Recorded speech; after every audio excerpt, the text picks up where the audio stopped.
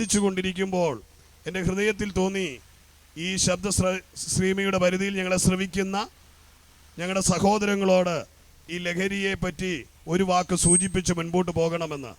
ഞങ്ങളിന്നിവിടെ പ്രഭാതം തൊട്ട് തൃശ്ശൂരിൻ്റെ വിവിധ പ്രാന്തപ്രദേശങ്ങളിൽ പട്ടണങ്ങളിലായി കർത്താവായ യേശു ക്രിസ്തുവിലൂടെയുള്ള മാനവരാശിയുടെ പാപമോചനത്തെയും നിത്യരക്ഷയെയും പറ്റി പ്രഘോഷിച്ചുകൊണ്ടുള്ള മദ്യ, മയക്കുമരുന്ന്, ലഹരി എന്നിവയിൽ നിന്നുള്ള വിമോചനത്തിനായിട്ടുള്ള സന്ദേശവും പകർന്നു നൽകിക്കൊണ്ടുള്ള ഒരു യാത്രയുടെ ഭാഗമായിട്ടാണ് ഈ തെരുക്കോണിലും എത്തിച്ചേർന്നിരിക്കുന്നത്. ഇന്ന് ഞങ്ങളുടെ ബോർഡിൽ, ബാനറിൽ എഴുതി ചേർത്തിരിക്കുന്ന വരികൾ നിങ്ങൾക്ക് കണ്ടാൽ മനസ്സിലാകും. ലഹരി എന്ന വിപത്തിനെ പറ്റിയും അതിൻ്റെ പരിണിത ഫലങ്ങളിലൂടെ തകർക്കപ്പെട്ടു പോകുന്ന കുടുംബ ജീവിതങ്ങളെ പറ്റിയും വളരെ ബോധ്യപ്പെടുത്തുന്ന മനോഹരമായ ഒരു ലഘുലേഖകളും നിങ്ങളുടെ അരികിൽ എത്തപ്പെട്ടിട്ടുണ്ട് എന്ന് ഞാൻ വിശ്വസിക്കുകയാണ്. എന്നെ കേൾക്കുന്ന പ്രിയ സഹോദരങ്ങളെ, ലഹരി സമൂഹത്തിനൊരു വിപത്താണ് എന്ന് ഞാൻ പറയാതെ തന്നെ പ്രിയമുള്ളവർക്കെല്ലാം അറിയാം. മദ്യക്കുപ്പികളുടെ മുകളിൽ മദ്യപാനം ആരോഗ്യത്തിന് ഹാനികരമാണെന്ന് വളരെ വലിയ അക്ഷരത്തിൽ രേഖപ്പെടുത്തിയിട്ടുണ്ട്. സിഗരറ്റ്, പാൻ മസാല, ഗുഡ്ക ഇതുപോലുള്ള പാക്കറ്റുകളുടെ മുകളിൽ ഇത് ഉപയോഗിക്കുന്നത് ക്യാൻസറിനും അതുപോലെ തന്നെ ആരോഗ്യത്തിനും ഹാനികരമായി തീരുമെന്ന് എഴുതി വച്ചിരിക്കുന്നത് വളരെ വ്യക്തമായി നമ്മളൊക്കെയും വായിക്കുകയും അറിയുകയും ചെയ്തിട്ടാണ് പ്രിയമുള്ള പല സഹോദരങ്ങളും അത് ഉപയോഗിക്കുന്നതും നമുക്ക് കാണുവാൻ കഴിയും.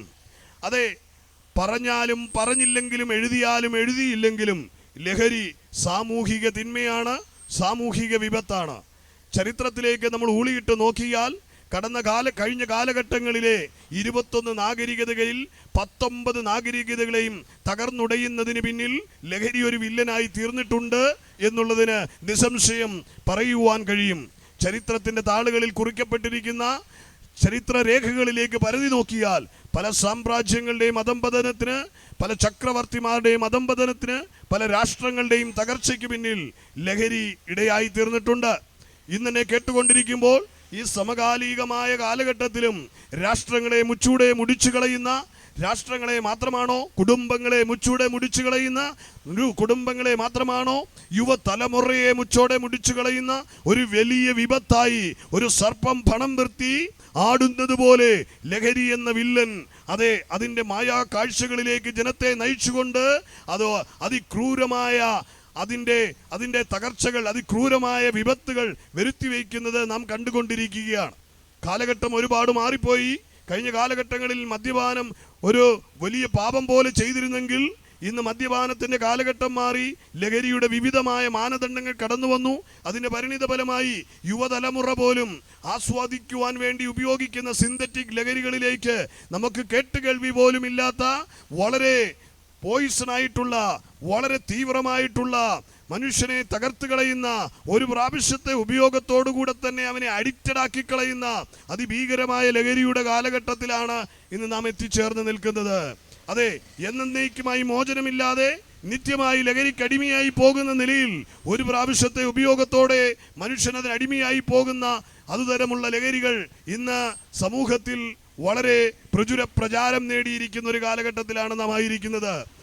നമുക്ക് പലർക്കും നമ്മുടെ അയൽവക്കങ്ങളിൽ നമ്മൾ സ്നേഹിക്കുന്ന നമ്മുടെ കുഞ്ഞുങ്ങളുടെ ഇടയിൽ പോലും അവരുടെ ഭാവഭേദങ്ങൾ കണ്ടിട്ട് തിരിച്ചറിയാൻ കഴിയാത്തതുപോലെ സിന്തറ്റിക് ലഹരികൾ അതിവേഗത്തിൽ, അതെ, നമ്മുടെ നാട്ടിൻ പുറങ്ങളിൽ പോലും പഠിക്കുവാൻ പോകുന്ന കുഞ്ഞുങ്ങളിലേക്ക് പോലും അത് മധുരത്തിൻ്റെ രൂപത്തിലായിക്കോട്ടെ, അത് ഉപയോഗിക്കുവാൻ ആകർഷകമായ നിലയിൽ മനുഷ്യനിലേക്ക് അത് എത്തപ്പെട്ടുകൊണ്ടിരിക്കുകയാണ്.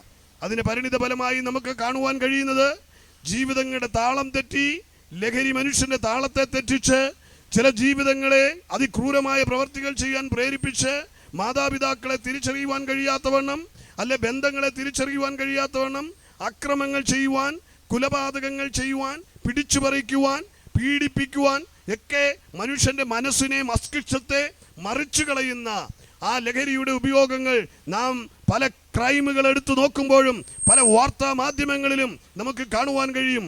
നിയമത്തിന്റെ മുൻപിലും പോലീസ് അധികാരികളും പലപ്പോഴും പകച്ചു നിൽക്കുന്ന നിലയിൽ സ്കൂളിൽ പഠിക്കുന്ന കുഞ്ഞുങ്ങൾ ഉൾപ്പെടെ ഇതിനടിമകളായി തീരുന്ന അനുഭവത്തിലേക്ക് കാലഘട്ടം മാറിയിരിക്കുകയാണ്.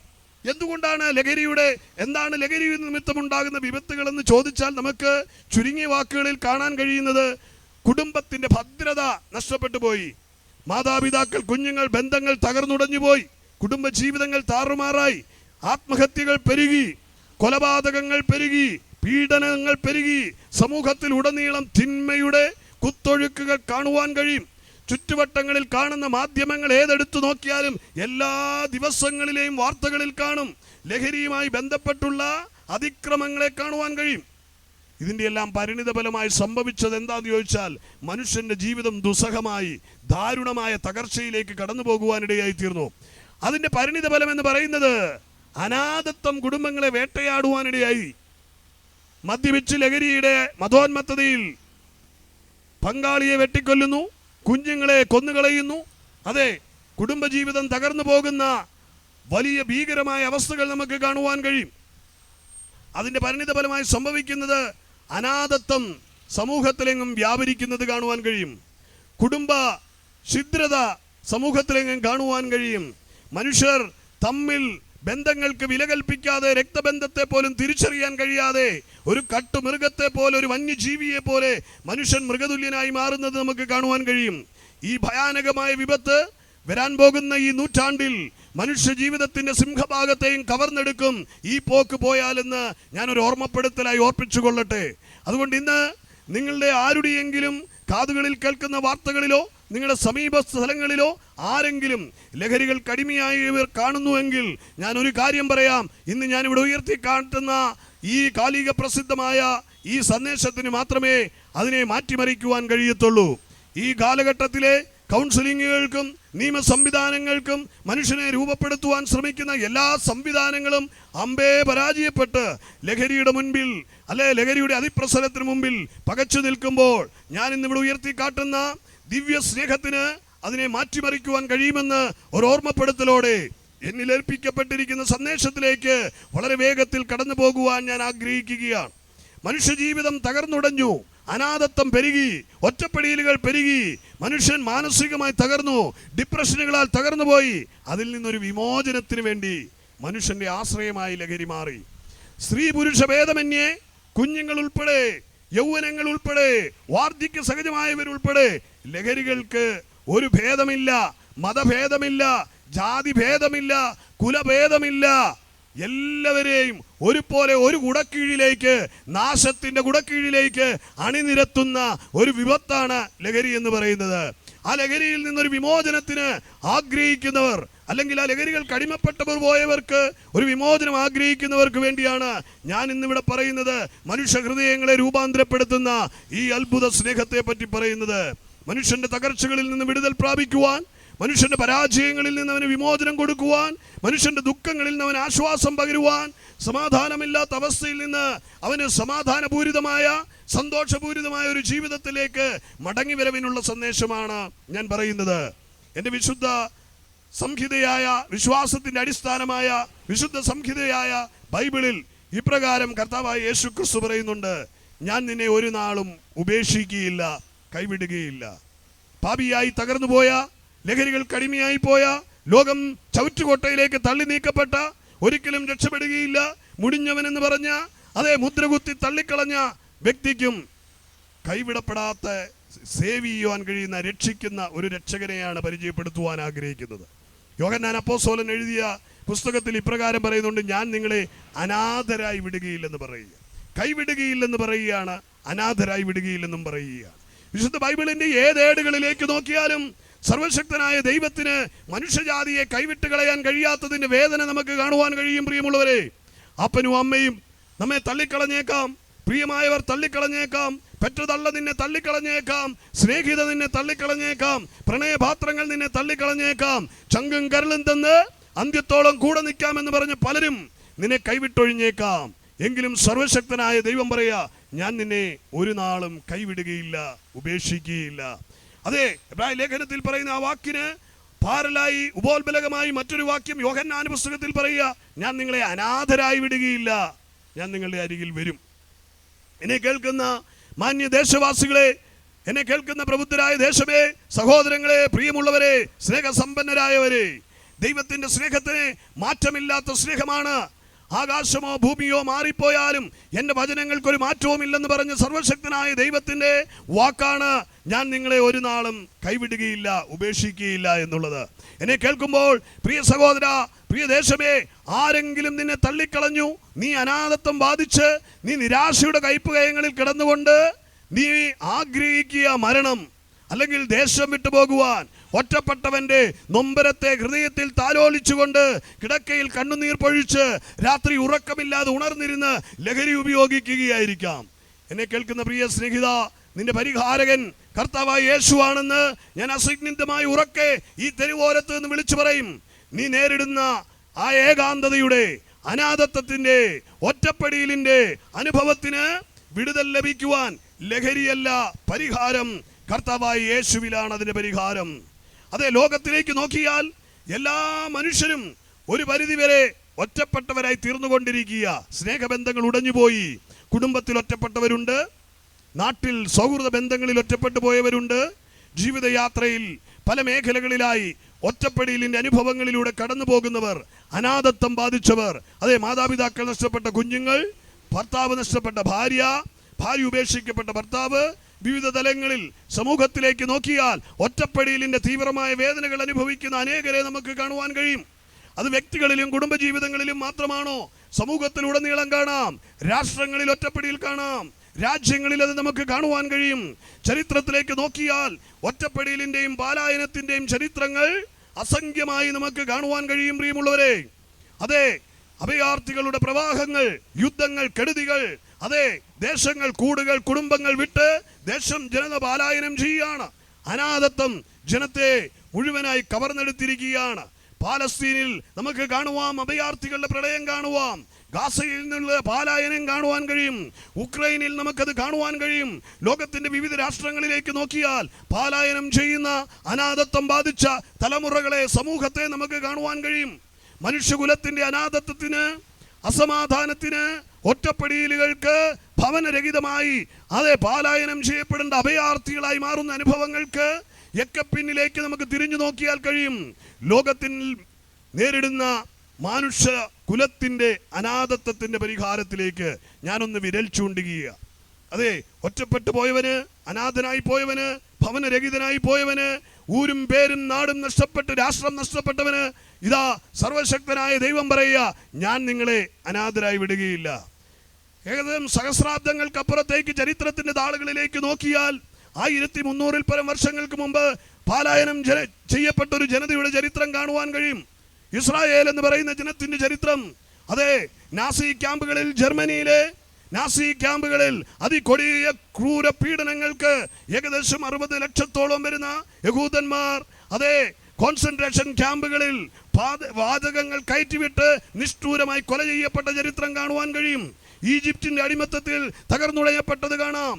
ലോക രാജ്യങ്ങളുടെ വിവിധ ഭാഗങ്ങളിലായി തകർക്കപ്പെട്ട ഒരു ജനത, അനാഥത്വം ബാധിച്ച ഒരു ജനത, റോമൻ അധിനിവേശത്തിൽ തകർക്കപ്പെട്ട ഒരു ജനത, പല രാജ്യങ്ങളിലായി ലക്ഷോപലക്ഷം ജനത മുടിക്കപ്പെട്ടു, അനാഥത്വം ബാധിച്ചു, പലായനം ചെയ്യപ്പെട്ടു, ഒറ്റപ്പെട്ടു. എന്നാലേ കേവലം 75 വർഷങ്ങൾക്കപ്പുറം ഇന്ന് തിരിഞ്ഞു നോക്കുമ്പോൾ 2025 നിൽക്കുമ്പോൾ സ്വന്തം രാജ്യത്ത് അവർ നിലനിൽപ്പിനായി പടപൊരുതുന്നത് നമുക്ക് കാണുവാൻ കഴിയും. ലോകത്തിന്റെ ഏത് കോണിലേക്ക് നിന്നാലും രാഷ്ട്രങ്ങളിൽ അനാഥത്വമുണ്ട്. അതെ, ലോക രാജ്യങ്ങളിൽ അത് കാണുവാൻ കഴിയും. ജനജീവിതങ്ങളിൽ അത് കാണുവാൻ കഴിയും. എവിടെയും ഒറ്റപ്പെടലുകളും അനാഥത്വവും നമ്മൾ കണ്ടുകൊണ്ടിരിക്കുക. അതിൻ്റെ പ്രസക്തമായ കാര്യമാണ് ഞാൻ ഇന്നിവിടെ ഊന്നിപ്പറയുവാൻ ആഗ്രഹിക്കുന്നത്. കർത്താവായ യേശു ക്രിസ്തു പറയുകയാണ്, ഞാൻ നിന്നെ ഒരു നാളും കൈവിടുകയില്ല, ഉപേക്ഷിക്കുകയില്ല. അതേ, യോഹന്നാൻ സുവിശേഷത്തിൽ, വിശുദ്ധ ബൈബിളിൽ ഇപ്രകാരം പറയുകയാണ്, ഞാൻ നിങ്ങളെ അനാഥരായി വിടുകയില്ല എന്നും. ഈ 2 വാക്യങ്ങൾ കോർത്തിണക്കിക്കൊണ്ട് എന്നെ കേൾക്കുന്ന പ്രബുദ്ധരായ ദേശവാസികളോട്, എന്നെ സ്നേഹസമ്പന്നരായ നാട്ടുകാരോട്, എൻ്റെ സഹോദര വൃന്ദങ്ങളോട്, ഈ ശബ്ദമാധ്യമത്തിൽ ശ്രമിക്കുന്ന പ്രിയമുള്ളവരോട് പറയാം. അതെ, കർത്താവായ യേശു ക്രിസ്തു വിളിച്ചു പറഞ്ഞ ഈ വാക്ക് ലോക ജനതയോട് പറഞ്ഞ വാക്കാ. അതെ, നാഥനില്ലാതെ അലയുന്ന ജനത്തിനോട്, പിതാവ് നഷ്ടപ്പെട്ടു പോയ ജനത്തോട് വിളിച്ചു പറയുന്നത്, സ്വർഗീയ ഭവനക്കാരായ ദൈവത്തിന്റെ ഗ്രഹക്കാരായ മനുഷ്യകുലം, അതെ, പാപപങ്കുലമായ ജീവിതത്തിലൂടെ ദൈവസന്നിധിയിൽ നിന്ന് അകന്നു പോയതിലൂടെ അനാഥത്വം ബാധിച്ചു, അനാഥനായി തീർന്ന ജനത്തെ വേട്ടയാടുന്ന പിശാചിന്റെ ക്രൂരമായ വിനോദങ്ങളിൽ മുടിക്കപ്പെട്ട ജനത്തെ വീണ്ടെടുക്കുവാൻ വേണ്ടി സ്വർഗീയ മഹിമകൾ വെടിഞ്ഞു വന്നവൻ വിളിച്ചു പറയുക, ഞാൻ നിങ്ങളെ അനാഥരായി വിടുകയില്ല. അതേ പ്രിയമുള്ളവരെ, ദൈവം ചെയ്ത പ്രോമിസ് അനാഥരായി വിടുകയില്ല, കൈവിടുകയില്ല, ഉപേക്ഷിക്കുകയില്ല എന്ന് പറഞ്ഞ വാക്കിന്റെ പൂർണ്ണരൂപം നമുക്ക് കാണണമെങ്കിൽ കർത്താവായ യേശു ക്രിസ്തു അതെ താഴ്ന്ന ലോകത്തിലേക്ക് മാനവകുലത്തിന്റെ അനാഥത്വത്തെ മാറ്റുവാൻ, ശൂന്യതയെ മാറ്റുവാൻ ഇറങ്ങി വന്നത് നമുക്ക് കാണുവാൻ കഴിയും. 2024 വർഷങ്ങൾക്ക് മുമ്പ് കർത്താവായ യേശു ക്രിസ്തു അതെ ഈ ഭൂപരപ്പിലേക്ക് വന്നത് അതെ മനുഷ്യൻ ദൈവസന്നിധിയിൽ അകന്നുപോയി, ഭവനം നഷ്ടപ്പെട്ടു പോയി, ദൈവത്തിന്റെ ഗ്രഹം നഷ്ടപ്പെട്ടു പോയി, ദൈവത്തിന്റെ മഹിമ നഷ്ടപ്പെട്ടു പോയ മനുഷ്യൻ, അനാഥനാക്കപ്പെട്ടു പോയ മനുഷ്യൻ, ഒറ്റപ്പെട്ടു പോയ മനുഷ്യന് വേണ്ടി കാൽവരിയിലേക്ക് ഇതാ കർത്താവായ യേശു ക്രിസ്തു വന്നു. അവൻ അനാഥനെ പോലെ, ഒറ്റപ്പെട്ടവനെ പോലെ, എല്ലാവരാലും തള്ളപ്പെട്ടവനെ പോലെ, അതെ യെശയ്യാവിന്റെ പുസ്തകത്തിൽ പറയുന്നവൻ അവൻ ത്യജിക്കപ്പെട്ടവനായി, ഒറ്റപ്പെട്ടവനായി, തള്ളപ്പെട്ടവനായി സ്വന്തമായവരിലേക്ക് വന്നു, സ്വന്തമായവരോ അവനെ തള്ളിക്കളഞ്ഞു എന്ന് വിശുദ്ധ ബൈബിൾ പറയുന്നു. അനാഥത്വത്തിന്റെ പൂർണ്ണരൂപം ഏറ്റുവാങ്ങി തന്റെ ശിരസിൽ, ശരീരത്തിൽ കർത്താവായ യേശു ക്രിസ്തു കാൽവരിയിലേക്ക് പരമയാഗമായി തീരുവാൻ കടന്നുപോയി. എല്ലാവരാലും തള്ളപ്പെട്ടവനായി, ഒറ്റപ്പെട്ടവനായി, ഒരു അനാഥനെ പോലെ, ആശ്രയം ആരുമില്ലാത്തവനെ പോലെ. അവസാന വാക്കിൽ ഇപ്രകാരം പറയുന്നു, പിതാവ് പോലും തന്നെ കൈവിട്ട് കളയുന്നു. തിരുവചനത്തിൽ ഇങ്ങനെ പറയുന്നേ, കർത്താവേ എന്നെ കൈവിട്ടതെന്തേ എന്ന് കർത്താവ് ചോദിക്കുന്ന ഒരു ചോദ്യമുണ്ട്. ആ ചോദ്യത്തിന്റെ പൂർണ്ണരൂപം എന്തായിരുന്നു എന്നറിയാമോ? മാനവകുലം ദൈവസന്നിധിയിൽ നിന്ന് തള്ളപ്പെട്ട ജനത്തിനു വേണ്ടി പാപപരിഹാരം വരുത്തിക്കൊണ്ട് ദൈവത്തിന്റെ ഭവനക്കാരാക്കി തീർക്കുവാൻ കർത്താവായ യേശു ക്രിസ്തു അനാഥനായി തീർന്നത്, ഒറ്റപ്പെട്ടവനായി തീർന്നത്, തള്ളപ്പെട്ടവനായി തീർന്നത്, എല്ലാവരാലും ത്യജിക്കപ്പെട്ടവനായി തീർന്നത്. ഇന്ന് പകൽ ഞാൻ എൻ്റെ വാക്കുകൾക്ക് ഇവിടെ വിരാമം കുറിക്കുകയാണ് പ്രിയമുള്ളവരെ. അതെ യേശു കാൽവരിയിൽ അതെ കൈവിടപ്പെട്ടവനായി, ഒറ്റപ്പെട്ടവനായി, തകർക്കപ്പെട്ടവനായി മനുകുലത്തിന് വേണ്ടി തന്നെത്താൻ ഏൽപ്പിച്ചു കൊടുത്തു. അതെ കർത്താവ് പറയുകയാണ്, ഞാൻ സഹിച്ചത് നിങ്ങൾക്ക് വേണ്ടിയാ, നിന്റെ അനാഥത്വം മാറ്റുവാൻ, നിന്റെ ശൂന്യത മാറ്റുവാൻ, നിന്റെ ഒറ്റപ്പെടിയിൽ മാറ്റുവാൻ, നിന്റെ ഏകാന്തതകൾ പരിഹരിക്കുവാൻ. അതെ ഞാൻ കാൽവരിയിൽ നിനക്ക് പകരമായി ശാപമായി തീർന്നത്, ഞാൻ നിനക്ക് പകരമായി അനാഥനായി കിടന്നത്, ഞാൻ നിനക്ക് പകരമായി എല്ലാവരാലും ത്യജിക്കപ്പെട്ടവനായത്, ഞാൻ നിനക്ക് പകരമായി ഒറ്റപ്പെട്ടവനായി. ഇന്ന് ആ കർത്താവായ യേശു ക്രിസ്തു കാൽവരിയിൽ മൂന്നാണികളാൽ തറക്കപ്പെട്ടവനായി, മുൾക്കിരീടം അണിയപ്പെട്ടവനായ കർത്താവായ യേശു ക്രിസ്തു മരിച്ചടക്കപ്പെട്ട് ഉയർത്തെഴുന്നേറ്റ് ഇന്ന് പിതാവിന്റെ മഹിമാസന്നിധിയിൽ ഇരുന്നു കൊണ്ട് അവൻ പ്രഖ്യാപിക്കുകയാണ്, ഞാൻ നിങ്ങളെ അനാഥരായി വിടുകയില്ല. അനാഥത്വത്തിന്റെ വേദന അറിയുന്നവൻ, അനാഥരായി എന്നെ കേൾക്കുന്ന, ഒറ്റപ്പെട്ടു പോയ, സമൂഹത്തിൽ തള്ളപ്പെട്ടു പോയ, ലഹരികളുടെ അടിമകളിലൂടെ ജീവിതം നഷ്ടപ്പെട്ടു പോയ, സാമ്പത്തികമായി തകർന്നു പോയ, ആരോഗ്യം ക്ഷയിച്ചു പോയ എന്നെ കേൾക്കുന്ന ആരെങ്കിലും ഉണ്ടെങ്കിൽ ഇന്ന് നിങ്ങളുടെ ശൂന്യതയെ മാറ്റുവാൻ കർത്താവായ യേശു ക്രിസ്തു നിന്നെ ഇരുകരവും നീട്ടി സ്വീകരിപ്പാൻ അതെ ഒരുക്കമായിരിക്കുക. ഈ തെരുവിൽ മുഴങ്ങിക്കേട്ട ശബ്ദം നിന്റെ ജീവിതത്തിന്റെ ശൂന്യതയെ മാറ്റുവാനാണ് എന്ന് തിരിച്ചറിഞ്ഞുകൊണ്ട്, നിന്നെ മടക്കി വിളിക്കുവാനാണെന്ന് അറിഞ്ഞുകൊണ്ട് ആരെങ്കിലും ഇന്ന് കർത്താവിന് വേണ്ടി ജീവിതം ഏൽപ്പിച്ചു കൊടുക്കുമോ? എന്നെ കേൾക്കുന്ന പ്രിയമുള്ളവരെ, യേശു നിങ്ങളെ വിളിക്കുക. സ്നേഹാർദ്രമായി കരങ്ങളെ നീട്ടി കർത്താവ് നിങ്ങളെ വിളിക്കുക. നിനക്കാരുമില്ലേ? ഞാനുണ്ട്. അതെ നിന്റെ ഏകാന്തതകളെ ഞാൻ മാറ്റാം, നിന്റെ ഒറ്റപ്പെടലുകളെ ഞാൻ മാറ്റാം. നിനക്ക് പകരമായി ഞാൻ എന്നെ തന്നെ സമർപ്പിച്ചതല്ലേ. അതെ നമുക്ക് വേണ്ടി ജീവനെ തന്നവൻ, നമുക്ക് വേണ്ടി തൻ്റെ ജീവനെ യാഗമാക്കിയവൻ നിന്റെ ശൂന്യതകളെ മാറ്റുവാനുണ്ട് എന്ന് ഓർപ്പിച്ചുകൊണ്ട് അവനിലേക്ക് നിന്റെ ഹൃദയത്തെ ക്ഷണിച്ചുകൊണ്ട് ആ കർത്താവിനെ ഹൃദയത്തിൽ ഏറ്റെടുക്കുവാൻ ആഹ്വാനം ചെയ്തുകൊണ്ട് ആ കർത്താവിൻ്റെ സ്നേഹം നിന്നെ കവർന്നെടുക്കുവാൻ ഞാൻ നിങ്ങളെ ആദരപൂർവ്വം ആ സ്നേഹത്തിലേക്ക് സ്വാഗതം ചെയ്തുകൊണ്ട് എൻ്റെ വാക്കുകളെ ഞാനിവിടെ ഉപസംഹരിക്കുകയാണ്. കർത്താവായ യേശു ക്രിസ്തു നിങ്ങളെ സ്നേഹിക്കുന്നു. നിങ്ങളുടെ ശൂന്യതകളെ മാറ്റും, നിങ്ങളുടെ പാപത്തെ കഴുകും, നിങ്ങളുടെ ആത്മാവിന് രക്ഷ തരും, നിങ്ങൾക്ക് നിത്യജീവനെ നൽകും. ആ രക്ഷയുടെ പാറയായ ക്രിസ്തുവിലേക്ക് നിങ്ങളുടെ ഹൃദയത്തെ ഏൽപ്പിച്ചു കൊടുക്കുവാൻ ഹൃദയ സിംഹാസനം തുറന്നു കൊടുത്ത് ഉള്ളത്തിലേക്ക് ക്ഷണിച്ചുകൊണ്ട്, യേശുവേ അങ്ങ് എൻ്റെ ഉള്ളത്തിലേക്ക് വരണമേ എന്ന് വിളിച്ചുകൊണ്ട്, എൻ്റെ പാപപരിഹാരകനെ എന്നെ ഏറ്റെടുക്കണമേ എന്ന് പറഞ്ഞുകൊണ്ട്, ഞാൻ എന്നെ സമ്പൂർണ്ണമായി സമർപ്പിക്കുന്നു പറഞ്ഞുകൊണ്ട് അവങ്കിലേക്ക് നിങ്ങളുടെ ജീവിതത്തെ സമർപ്പിക്കുവാൻ ഓർമ്മപ്പെടുത്തിക്കൊണ്ട് ഞാൻ എൻ്റെ വാക്കുകളെ ഇവിടെ വിരാമം കുറിക്കുക. ദേശത്തെ കർത്താവ് അനുഗ്രഹിക്കട്ടെ. എൻ്റെ സഹപഠന്മാർ നിങ്ങൾക്കായി പ്രാർത്ഥിക്കും. നിങ്ങളുടെ അവസ്ഥകൾ എന്തു തന്നെയായിരുന്നാലും കർത്താവ് നിങ്ങളെ ഉപേക്ഷിച്ച് കളയുകയില്ലെന്ന് അടിവരയിട്ട് ഞാൻ ഓർപ്പിക്കട്ടെ. ഞാൻ നിന്നെ ഒരു നാളും ഉപേക്ഷിക്കുകയില്ല, കൈവിടുകയുമില്ല. ആ രക്ഷകന്റെ കരങ്ങളിൽ ഏൽപ്പിക്കാമോ? നിങ്ങൾക്കായി പ്രാർത്ഥിക്കാം. കർത്താവ് നിങ്ങളെ അനുഗ്രഹിക്കട്ടെ.